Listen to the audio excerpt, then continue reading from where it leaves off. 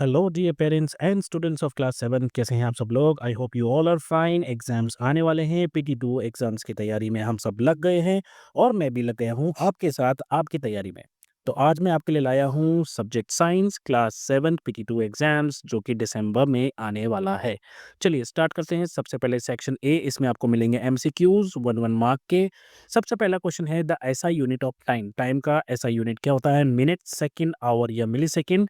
ऐसा यूनिट होता है सेकंड। सेकंड है your father bought a saucepan made of two different materials A and B. The materials A and B have the following properties. तो saucepan मतलब kitchen में काम में आएगा। Both A and B are good conductors of heat. Both A and B are poor conductors. A is good conductor, B is poor conductor. और A is poor और B is good conductor. अब पापा ने खरीदा है sauce pan. तो अगर sauce pan खरीदा है तो वो दो चीजों से बना होगा। एक जिसमें आप चीज़ों को गर्म करोगे और दूसरा वो जो आप यहाँ पर हैंडल देखोगे जो आप पकड़ने के लिए इस्तेमाल करोगे।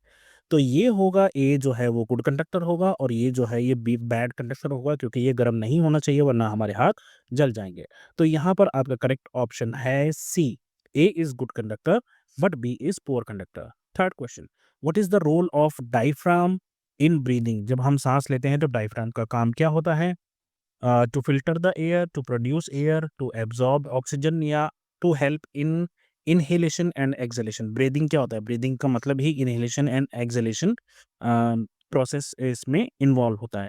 तो डायफ्राम का काम यही होता है इनहेलेशन के टाइम और एक्सहेलेशन के टाइम सिकुड़ना और फैलना। Fourth, the time taken by a pendulum to complete one oscillation is called. क्या कहते हैं हम उसको? स्विंग कहते हैं, ड्यूरेशन कहते हैं, टाइम पीरियड कहते हैं या साइकिल कहते हैं। We call it as time period. Fifth है a smoke detector is a device that detects smoke and sounds an alarm. जैसे ही वो स्मोक को डिटेक्ट करेगा वो अलार्म बजाता है। Suppose you are fitting a smoke detector in your room, the most suitable place for this device will be. तो कहाँ पर आप लगाओगे? Near the floor, in the middle of the wall, on the ceiling या anywhere in the room. तो smoke जो है वो क्योंकि गैस है तो वो ऊपर की तरफ ज़्यादा आसानी से हमें डिटेक्ट की जाएगी, तो इट इज़ बेटर आप उसको सीलिंग की तरफ लगाइए। सिक्स्थ है digestion begins in which part of the alimentary canal. तो कहाँ पर स्टार्ट होती है? स्टोमक में, माउथ में, स्मॉल इंटेस्टाइन में या लीवर में। तो जैसे ही हम खाना मुंह में डालते हैं वो स्टार्ट हो जाती है। So the correct answer is mouth. The SI unit of speed. Speed का ऐसा unit metre per second, kilometre per our, centimetre पर सेकेंड या मीटर पर आवर। तो ये होता है मीटर पर सेकेंड। हम लार्ज डिस्टेंसेस को किलोमीटर पर आवर में भी नाप लेते हैं। एट्थ है इन liquids and gases the heat is transferred by which process. हमें ये बताना है कि हीट जो है ट्रांसफर कैसे होती है लिक्विड एंड गैसेस में। तो कंडक्शन से, कन्वेक्शन से, रेडिएशन से या none of the above. It happens through convection. Next we move to section B. यहाँ पर 2 मार्क्स के क्वेश्चन आपको मिलेंगे। पहला क्वेश्चन है we often sneeze when we inhale a lot of dust laden air. तो हम जब धूल मिट्टी को बहुत ज़्यादा हमारे अंदर चली जाती है वो नाक के अंदर, तो हमें छींक क्यों आती है? तो ऐसा इसलिए होता है कि डस्ट पार्टिकल्स जो है वो हमारी नेसल पेसिड नाक का अंदर का हिस्सा है उसको इरिटेट करता है और हमारी बॉडी जो है इस डस्ट पार्टिकल्स को बाहर फेंकने की कोशिश करती है और इसलिए एक फोर्सफुल एक्शन होता है जिसको हम स्नीजिंग कहते हैं। तो इस तरह से आप आंसर लिख सकते हैं। Dust particles irritate the lining of the nasal passage. The body try to expel these particles by creating a sudden forceful action called sneezing. 10th question है why are hollow bricks used to construct the outer walls of the houses in hot region. जहां पर भी गर्मी ज्यादा पड़ती है वहां ऐसी ईंटों का इस्तेमाल क्यों होता है जो अंदर से खोखली होती है, खाली होती है। अब क्योंकि हॉलो ब्रिक्स जो है वो क्योंकि अंदर से खाली है, वहां पर हवा है और हवा जो है वो पुअर कंडक्टर होता है हीट का। इसकी वजह से क्या होता है, बाहर की हीट जो है घर में आने से रुक जाती है और अंदर जो है आपका इंटीरियर वो कूल रहता है। तो इस तरह से आप आंसर लिख सकते हो। Hollow bricks contain airs which is a poor conductor of heat. They prevent heat from entering the house keeping the interior cool. 11th question है calculate the speed of a car that travels 150 metre in 10 seconds. Express your answer in kilometre per hour. तो पहले हम इसको metre पर second में निकाल लेते हैं, ठीक है।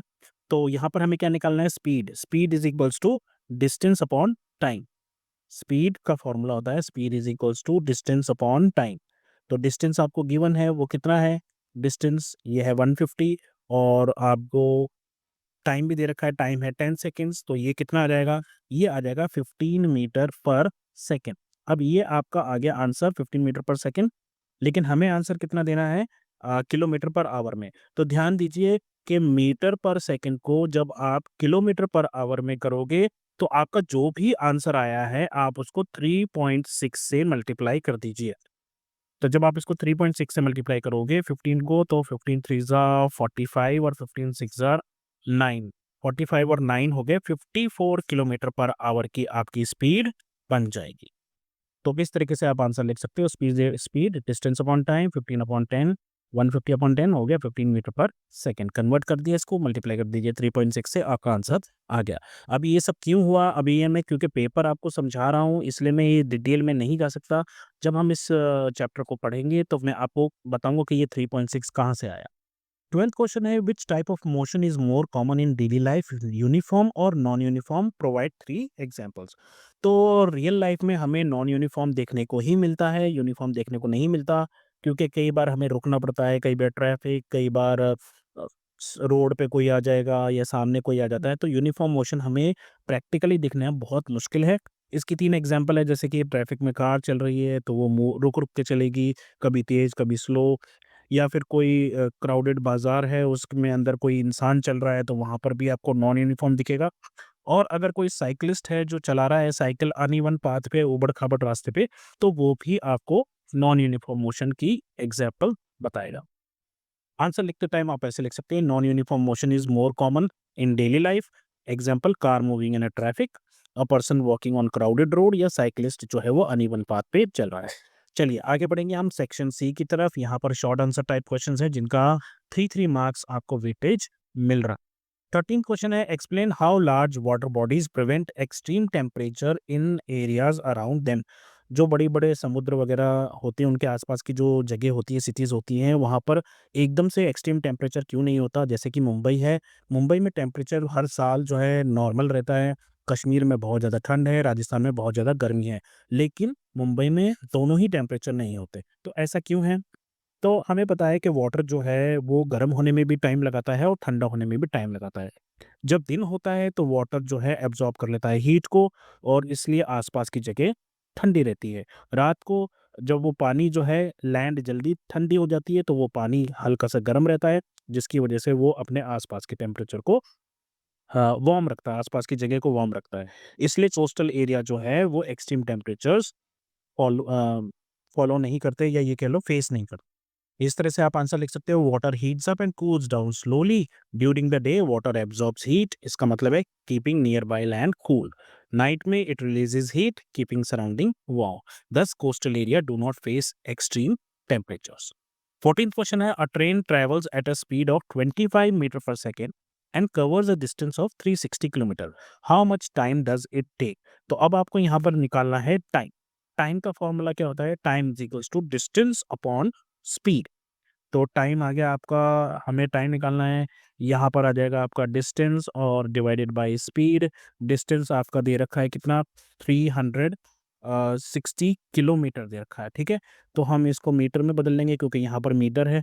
तो 360 किलोमीटर को जब हम करेंगे मीटर में, तो 1000 और आ जाएगा, मल्टीप्लाई बाय 1000, राइट। तो यहाँ पर 3 जीरो और आ जाएंगे, तो ये हो गया मीटर में। अब हम इसको डिवाइड करेंगे किससे? 25 से। तो अब जो है 25 से इसको करेंगे तो ये 100 जो है 4 टाइम्स चला जाएगा। तो जब आप इसको करोगे मल्टीप्लाई डिवाइड करके, तो आपका आएगा 1440 और 1 ज़ीरो और आएगा। तो इतने सेकंड्स आएगा, लेकिन आपको यहाँ पर जो टाइम देना है, वो टाइम आपको देना है किसमें? आवर्स में। तो आवर्स में देने के लिए आप क्या करोगे? इसको सेकंड्स को डिवाइड कर दोगे। 1 घंटे में कितने सेकंड होते हैं? 60 इंटू 60 है ना? 1 घंटे में 60 मिनट और 1 मिनट में 60 second.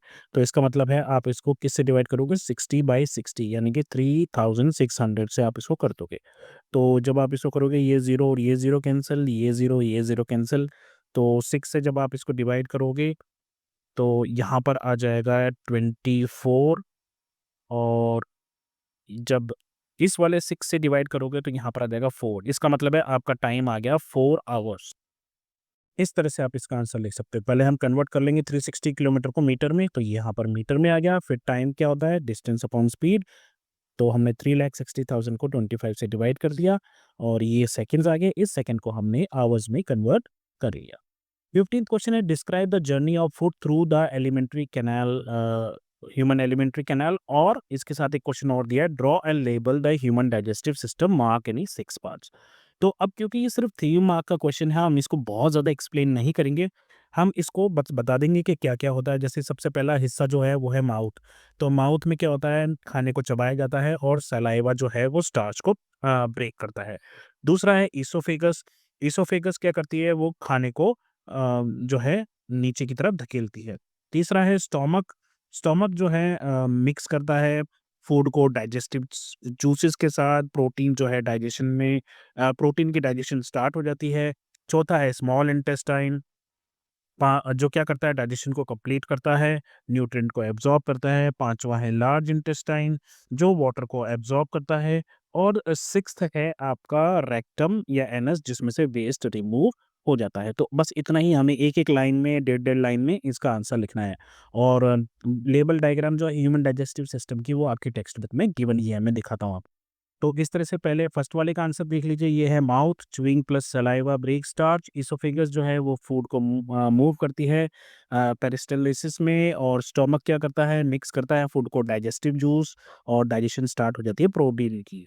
Small intestine digestion complete होती है, न्यूट्रिएंट को वहाँ पर एब्जॉर्ब करते हैं। लार्ज इंटेस्टाइन वाटर को एब्जॉर्ब करती है और रेक्टम और एनस वेस्ट को रिमूव करता है। और जहाँ तक आपके ह्यूमन डाइजेस्टिव सिस्टम का सवाल है, तो ये आपकी टेक्स्ट बुक से लिया हुआ डायग्राम है, जहाँ पर माउथ है, इसोफेगस दे रखा है, कुछ लोग इसको फूड पाइप भी बोलते हैं, लीवर है, स्टोमक है, पैंक्रियाज है, small intestine, large intestine, rectum और एनस। तो इनमें से 6 हमने ऊपर डिस्कस किए थे, और बाकी के ये सब यहाँ पर आपको दिखा रखे हैं। 16th है, a car cover 60 kilometre first hour में, 70 किलोमीटर सेकंड आवर में और 50 kilometre in third hour. Is the motion uniform? क्या मोशन यूनिफॉर्म है? बिल्कुल नहीं। पहले घंटे में 60 है, सेकंड आवर में 70 है, थर्ड आवर में 50 है, तो इसकी स्पीड, इसका डिस्टेंस कवर जो है वो बदल रहा है। तो is this motion uniform? No, it is not uniform. फिर हमें फाइंड आउट करना है एवरेज स्पीड। अब एवरेज स्पीड क्या होती है, वो होता है, एवरेज स्पीड का फॉर्मूला होगा total time upon, sorry, total distance upon total time. क्योंकि यहाँ पर जो है डिस्टेंस भी अलग-अलग है, तो आप क्या करोगे, 60 प्लस 70 प्लस 50, इन सबको प्लस करोगे तो ये आ जाएगा 180 किलोमीटर। और हम टोटल टाइम कितना होगा, 1 आवर, 2 आवर और 3 आवर। तो 3 आवर से आप इसको डिवाइड कर दोगे, तो ये हो जाएगा 3 6 ज़ार 18 और 0, यानी कि 60 किलोमीटर पर आवर की जो एवरेज स्पीड है, उससे इन्होंने ट्रैवल किया है। इस तरह लिख लीजिए, distance in each hour are different, तो इसका मतलब है नॉन यूनिफॉर्म मोशन हो गया। एवरेज स्पीड, टोटल डिस्टेंस कितना हो गया, 180 किलोमीटर, टोटल टाइम कितना हो गया, 3 आवर्स, तो एवरेज स्पीड क्या हो गया, डिस्टेंस अपॉन टाइम, यानी कि 60 किलोमीटर पर आवर। बढ़ते हैं सेक्शन डी की तरफ। यहाँ पर लॉन्ग आंसर टाइप क्वेश्चंस आएंगे, जो 4 मार्क्स के हो सकते हैं। 3 क्वेश्चंस होंगे, आइए बात करते हैं। इसमें 2 पार्ट दिए हैं, ए और बी के। पहला है, the water cycle helps in the redistribution and replenishment of water on the earth, justify the statement. तो वाटर साइकिल जो है, उसकी वजह से पानी जो है अर्थ पे मिलता रहता है, और वो ऊपर जाता है, नीचे आता है वापस, और इसी तरीके से ये साइकिल चलता रहता है। तो जो वाटर साइकिल है, सर्कुलेट करता है पानी को, है ना? इवेपोरेशन होती है, कंडेंसेशन होता है, प्रेसिपिटेशन होता है। और ये ओशन से चल के एटमॉस्फेयर में जाता है, फिर लैंड पे आता है, रिवर में जाता है, फिर ओशन में जाता है, फिर एटमॉस्फेयर में जाता है। तो इससे क्या है, कंटिन्यूअस अवेलेबिलिटी है फ्रेश वाटर की अर्थ पे, यही हमें जस्टिफाई करना था। इसका जो सेकंड पार्ट है, वो है, a runner completes 400 metre in 50 seconds and another runner completes same distance in 45 second, who has the greater speed. अब स्पीड क्या होती है, स्पीड होता है डिस्टेंस अपॉन टाइम। तो आप 400 मीटर्स को 50 सेकंड से डिवाइड कर लो, और 400 मीटर्स को 45 से डिवाइड कर लो। दोनों के आंसर जब आप चेक करोगे, तो आपको पता लग जाएगा कि किसकी स्पीड ज़्यादा है और कितनी ज़्यादा है। तो पहले का आंसर है, the water cycle circulate water through evaporation, condensation, precipitation. It moves water कहाँ से, ओशन से एटमॉस्फेयर, एटमॉस्फेयर से लैंड, लैंड से रिवर्स, ओशंस, और फिर वापस वही। इससे क्या होता है, कंटिन्यूअस अवेलेबिलिटी है फ्रेश वाटर की अर्थ पे। और हमें क्वेश्चन दिया था, स्पीड तो पहला रनर जो है वो स्पीड का फॉर्मूला हो गया डिस्टेंस अपॉन टाइम, तो पहला रनर क्या है 400 अपॉन 50 यानी कि 8 मीटर पर सेकंड स्पीड है उसकी। दूसरा रनर जो है वो 400 मीटर 45 सेकंड्स में कर रहा है, यानी कि जल्दी कर रहा है, तो इसकी स्पीड ज़्यादा होगी, ये लगभग 8.89 मीटर पर सेकंड आएगी जब आप इसको देखोगे। तो कितना डिफरेंस है, आप बड़े वाले में से छोटे वाले को माइनस कर दोगे, तो 0.89 मीटर पर सेकंड फास्टर है रनर 2। 18th क्वेश्चन है how is breathing different from respiration, और इसका बी पार्ट है describe the process of breathing in humans with the help of a diagram. तो अगर हम बात करें how is breathing different from respiration, तो ब्रीदिंग जो है वो एक फिजिकल प्रोसेस है, लेकिन रेस्पिरेशन जो है वो केमिकल प्रोसेस है। और ब्रीदिंग जो है उसमें गैस जो है आपके एयर जो है अंदर जाती है और बाहर आती है, लेकिन रेस्पिरेशन में जो खाना है वो ब्रेक डाउन होता है और उससे एनर्जी रिलीज होती है। ब्रीदिंग में कोई एनर्जी रिलीज नहीं होती और रेस्पिरेशन में एनर्जी रिलीज होती है। अब क्योंकि ये 4 मार्क का क्वेश्चन है, लेकिन ये 2 पार्ट्स में है, तो ये सिर्फ 2 ही मार्क का है, इसलिए आपको ज़्यादा लिखने की ज़रूरत नहीं। तो आप इसका आंसर ऐसे दे दो, टेबल बना के ब्रीदिंग इधर लिख दो, रेस्पिरेशन इधर लिख दो, बोल दो ये फिजिकल प्रोसेस है, ये केमिकल प्रोसेस है, और यहाँ पर एक्सचेंज होता है गैसेस का, यहाँ पर ब्रेक डाउन होता है फूड का, ताकि रिलीज हो सके एनर्जी। यहाँ पर कोई एनर्जी रिलीज नहीं होती, यहाँ एनर्जी रिलीज होती है। और जहाँ तक इन्हेलेशन और एक्सहेलेशन का सवाल है, यहाँ पर भी आपको ज़्यादा लिखने की ज़रूरत नहीं है, क्योंकि ये 2 मार्क्स का ही है। हाँ, आपको डायग्राम बनानी हो सकती है, वैसे मुश्किल है डायग्राम कोई भी बनाना देने, लेकिन इसमें कोई प्रॉब्लम नहीं है। लंग्स बना दिया, एक रिब केस दिखा दिया, और ये जो डायफ्राम है, इसको एक बार ऊपर की तरफ दिखा देंगे और दूसरी बार थोड़ा नीचे की तरफ दिखा देंगे। तो इन्हेलेशन में क्या है, डायफ्राम जो है वो मूव्स डाउन करता है, chest cavity expends air lungs, यानी कि जब आप सांस लोगे अंदर की तरफ, तो ये जो डायफ्राम है ये नीचे की तरफ जाएगा, ताकि आपके लंग्स को जगह मिल सके और ये लंग्स और फैल सके। एक्सहेलेशन में आप क्या करते हैं, डायफ्राम जो है वो चेस्ट कैविटी को रिड्यूस करता है, यानी कि ये ऊपर की तरफ जाता है, जिससे आपके लंग्स जब एयर फेंके तो वो सिकुड़ सके, तो ये डायफ्राम का रोल होता है। उसके बाद इसी के साथ और में आपका एक क्वेश्चन है, या तो आप ये दोनों कीजिए या फिर आपको ट्रू फॉल्स दे रखे हैं, ये भी कीजिए। तो पहला है heat transfer takes place in solids through convection. तो हीट जो है सॉलिड में कन्वेक्शन के थ्रू होती है क्या? फॉल्स, इसमें होती है कंडक्शन के थ्रू, सो दिस इज रॉन्ग। इसी का सेकंड पार्ट है heat transfer through convection takes place by the actual movement of particles. तो ये जो है ये ट्रू है, और ऐसा एक्चुअल में लिक्विड और गैसेस में होता है। Convection takes place in liquids and gases. Third है areas with clay materials allow more seepage of water than those of sandy material।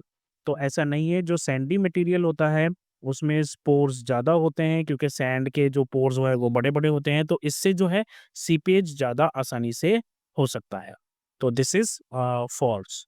और लास्ट है आपका the movement of cooler air from land to sea is called land breeze. तो land से चलेगी तो फिर वो लैंड ब्रिज ही कहलाएगी, तो दिस इज ऑल्सो ट्रू। अब हम आगे 19th क्वेश्चन, जो कि लास्ट क्वेश्चन होगा, क्रिटिकल और क्रिएटिव थिंकिंग। तो यहाँ पर आपको एक पैराग्राफ दिया जाएगा और उस पैराग्राफ को पढ़कर आपको उससे रिलेटेड क्वेश्चंस के आंसर देने होते हैं, और साइंस में और सोशल साइंस में ये काफ़ी बार जो है अब आने लग गया है। चलिए, तो ये जो है ये आपकी टेक्स्ट बुक का क्वेश्चन है, इसको मैंने बना दिया है आपके लिए। क्रिएटिव और क्रिटिकल थिंकिंग का क्वेश्चन है, एग्जाम में इसी तरह के क्वेश्चंस आएंगे। Yadu was curious to understand how digestion begins in the mouth. He prepared two test tube A और test tube B उसने बनाया, each containing rice flour mixed with water। तो इसमें क्या है, राइस फ्लोर है, पानी में घोला हुआ। पानी में घुला हुआ मतलब राइस फ्लोर है, आटा है। टू टेस्ट ट्यूब बी, उसने क्या किया बी में, he added few drops of saliva, लेकिन टेस्ट ट्यूब ए में उसने कोई सलाइवा नहीं डाला। अब आफ्टर वेटिंग अब for about 40 minutes he added iodine solution to both the test tube, दोनों में सॉल्यूशन डाला आयोडीन का। और उसने क्या ऑब्जर्व किया, test tube A turns blue black इसमें, or while test tube B does not show any color. This made him wonder why something in saliva, whether something in saliva was breaking down the starch present in the flour। तो उसने क्या किया है, दोनों में डाला उसने, पहले राइस का फ्लोर पानी में घोल दिया, फिर दोनों में सलाइवा डाला, और फिर उसके बाद उसने आयोडीन जब दोनों में डाला तो इसमें तो कलर चेंज हो गया, जिसका मतलब ये है कि इसमें ए में उसने सिर्फ़ जो है सलाइवा नहीं डाला था, सिर्फ़ डाला उसने आयोडीन सॉल्यूशन। तो बी का कलर चेंज नहीं हुआ, इसका मतलब यहाँ पर अब जो है स्टार्च नहीं है। तो क्या ऐसा कुछ हुआ है कि जो हमारा सलाइवा था उसने स्टार्च को ब्रेक डाउन कर दिया है? खैर, आइए बढ़ते हैं फर्स्ट क्वेश्चन पे। तो why did Yadu add saliva only to test tube B and not A? तो उसने ऐसा क्यों किया? ऐसा उसने दोनों टेस्ट ट्यूब को कंपेयर करने के लिए किया। अगर वो दोनों में ही सलाइवा डाल देता तो दोनों के आंसर्स सेम ही आते, रिजल्ट सेम आते हैं। सेकंड है what does blue black colour in test tube A indicate? तो इसमें ब्लू ब्लैक कलर इसलिए आया क्योंकि यहाँ पर स्टार्च मौजूद था। थर्ड है why did test tube B not turn blue black after adding iodine? Iodine होने डालने के बाद भी इसका कलर चेंज क्यों नहीं हुआ? क्योंकि सलाइवा जो है उसने स्टार्च को शुगर में बदल दिया था। तो शुगर के साथ आयोडीन जो है वो रिएक्ट नहीं करता। सेवंथ है what scientific idea was Yadu trying to test through this activity? तो वो ये जानना चाहता था कि जो सलाइवा है उसके अंदर क्या कुछ ऐसे एंजाइम्स हैं जो स्टार्च को डाइजेस्ट कर देते हैं। इसके साथ और में एक क्वेश्चन और है, Rakshita wanted to investigate whether the air we exhale is different from air we inhale. तो वो ये जानना चाहती थी कि जो साँस हम लेते हैं और जो साँस हम छोड़ते हैं, क्या उनमें हवा में कोई फ़र्क होता है? तो 2 क्लीन टेस्ट ट्यूब ली उसने और उसको भरा लाइम वाटर से। टेस्ट ट्यूब ए में क्या किया? She passed the surrounding air by sucking air through the pipe. एक पाइप लिया और उससे एयर को सक किया। टेस्ट ट्यूब बी में क्या किया उसने? ब्लू एक्सहेल्ड एयर, मतलब अपने मुँह से साँस छोड़ी। थोड़ी देर बाद उसने क्या देखा कि लाइम वाटर जो है टेस्ट ट्यूब बी में वो मिल्की हो गया। While lime water in test tube A showed little और नो चेंज, मतलब इसमें चेंज ज़्यादा नहीं हुआ, लेकिन बी जो है वो लाइम वाटर मिल्की हो गया। This made her curious about what gas is present in exhaled air that causes the visible difference. तो वो ये जानना चाहती थी कि आखिर ऐसा क्यों हुआ, जब उसने खुद सांस छोड़ी तो वो बी टेस्ट ट्यूब में मिल्की कलर कैसे हो गया। क्वेश्चंस क्या है? Why did Rakshita blow air in test tube B not in test tube A? तो ऐसा इसलिए किया क्योंकि वो दोनों के टेस्ट अलग-अलग जानना चाहती थी कि टेस्ट ट्यूब ए में नॉर्मल एयर और बी में अगर हम अपने मुँह से छोड़ेंगे साँस तो क्या फ़र्क आएगा? सेकंड है what does the lime water turn why does what does the lime water turns milky air in test tube B? हमने देखा कि बी जो है वो लाइम वाटर मिल्की हो गया था, किसकी वजह से हुआ था? तो जब हम मुँह से साँस छोड़ते हैं तो उसमें होती है कार्बन डाइऑक्साइड। तो कार्बन डाइऑक्साइड जो है वो लाइम वाटर को मिल्की बना देता है। थर्ड है why did the lime water in test tube A show no और वेरी लिटिल चेंज? क्योंकि यहाँ पर नॉर्मल एयर उसने डाली थी, नॉर्मल एयर में कार्बन डाइऑक्साइड बहुत कम मात्रा में होती है, इसलिए लिटिल या नो चेंज था। What scientific idea is Rakshita trying to investigate through this experiment? क्या जानना चाहती थी? वो ये जानना चाहती थी कि एक्सहेल्ड एयर में क्या कार्बन डाइऑक्साइड होती है और इनहेल्ड एयर में क्या कार्बन डाइऑक्साइड होती है। तो बेसिकली उसको ये पता लगा कि जब हम एक्सहेल करते हैं एयर तो उसमें कार्बन डाइऑक्साइड ज़्यादा होती है जो लाइम वाटर को मिल्की बना देती है। तो यहाँ पर आपका पेपर कंप्लीट होता है दोस्तों। उम्मीद करता हूँ आपको समझ में आया होगा। फिर भी मन में कोई सवाल रह गए हो तो आप मुझसे पूछ सकते हैं। तो अभी के लिए बस इतना ही। अपना ध्यान रखें, मम्मी-पापा का कहना मानें और जब भी कोई प्रॉब्लम हो तो नॉक कीजिए और बोलिए हेलो अध्यापक। Take care, bye bye, have fun, all the very best for your upcoming examinations.